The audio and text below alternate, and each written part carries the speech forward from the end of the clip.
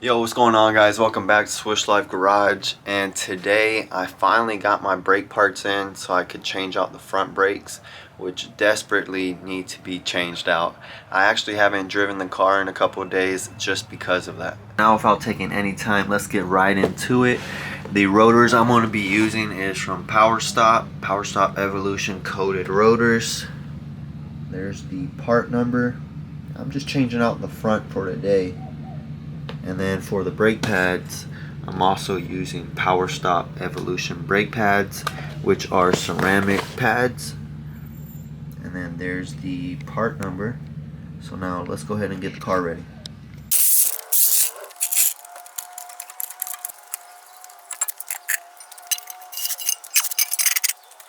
Here we have the brake rotor. You could tell it's just metal on metal, looking real bad. And probably this other side as well. It's feeling real wavy. So I'm going to take off the brake caliper firstly in order to get that loose, and then we'll move on to taking off the rotor.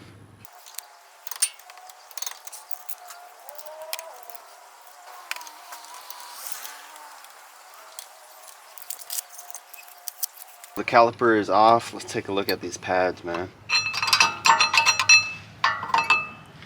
Take a look at that pad, just straight metal, man. And then this rear pad still has a little bit of life on there, but definitely needs to be changed out. Just loosen up these screws. Sometimes they're really hard, so you would use this impact tool to take them off. Next, got to take off the caliper bracket. Gonna have to take off the two bolts in the rear. Those are going to be a 17 mil, and those are pretty tight.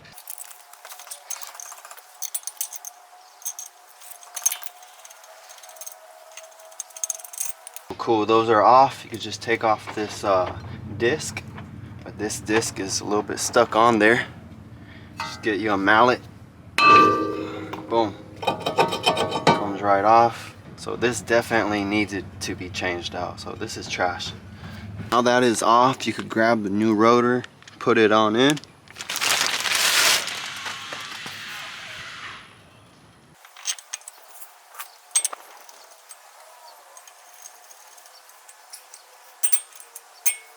Alright, so now that is on, I'm going to clean up this caliper bracket real quick, and then we'll put some new hardware on there and put the pads on. The brake caliper bracket is clean. I put on the clips that fit onto here. So we got brand new clips for the brake pads, and so just going to put the bolts on here and bolt it on up and torque them down to about 80 foot-pounds.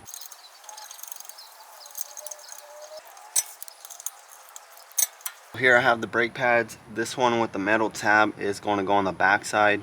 Make sure that tab is in upright position. People might put the driver's side on the passenger side, and then you have the metal tab in the bottom. So that's how you know if you have the right side. So, and just right here, going to put a little bit of brake and caliper grease on there. I don't want to put too much, just a little bit. The caliper bracket is tightened down. I did put the pads on here and apply some grease onto the clips. I did already compress the caliper itself. Of course, I did open up the brake fluid reservoir just to allow the pressure to come out when compressing the caliper. So let me throw the caliper on in here and put the bolts.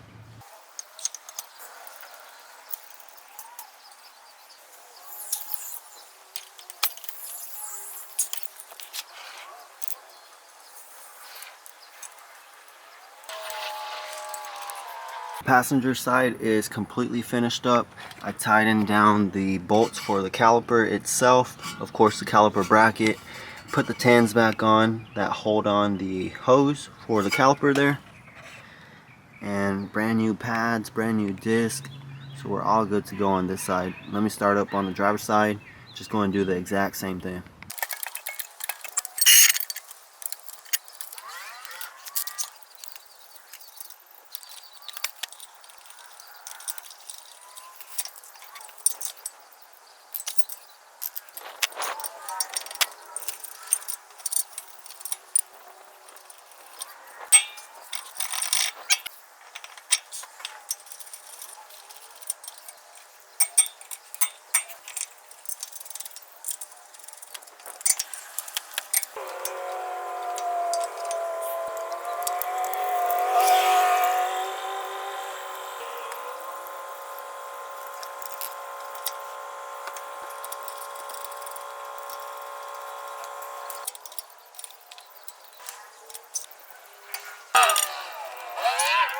Alright guys, so the brakes are finished up, at least the front brakes are finished up on the Civic. The next thing I'm going to do is take out some of the brake fluid from the brake reservoir, just because I don't know how long this fluid has been sitting in this car. So just get some fresh fluid on in here and then bleed the front brakes.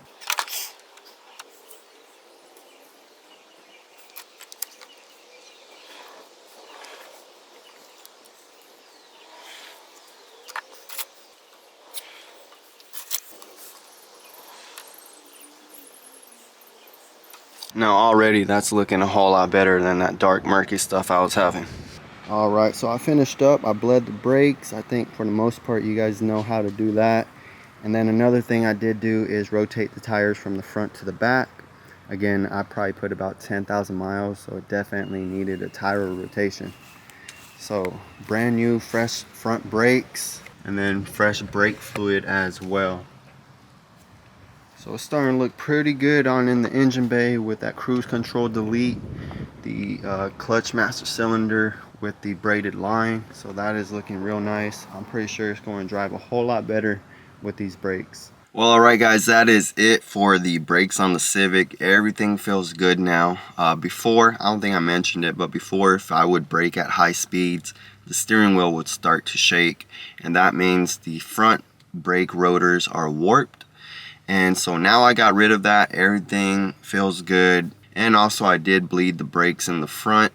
And a lot of times most people won't change out the brake fluid. And the reason why you want to do that is because brake fluid absorbs water. And whenever it does that, it starts to make the brake pedal feel a little bit mushy. And just because water can't be compressed, and so it just starts to feel weird. And so definitely, if you guys never done that, I recommend to go ahead and flush out your brake fluid and put new fluid in there. Now of course, I know there's some people that may not know how to bleed the brakes on a car. Of course you can look up a video on that, but basically what would happen is you would have someone in the car pump the brake pedal 1, 2, 3, 4, hold the pedal while you go ahead and open up the bleed valve. Fluid and air is going to come out, the brake pedal is going to go to the floor, but still have them hold it.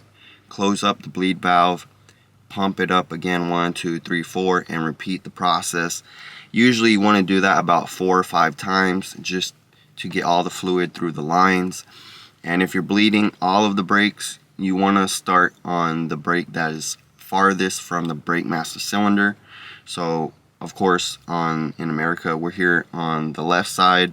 So the farthest from the brake master cylinder would be the rear passenger, then the rear driver, front passenger, and then front driver. So like I said, we're just going from farthest from the master cylinder to closest. So after you do that about 4 or 5 times each wheel, everything should be bled out. You just fill the reservoir where it needs to be, and that's it. Now I just wanted to make this video because I know there's some people that need a video to reference off of, or they just need to see some things visually before doing the job themselves.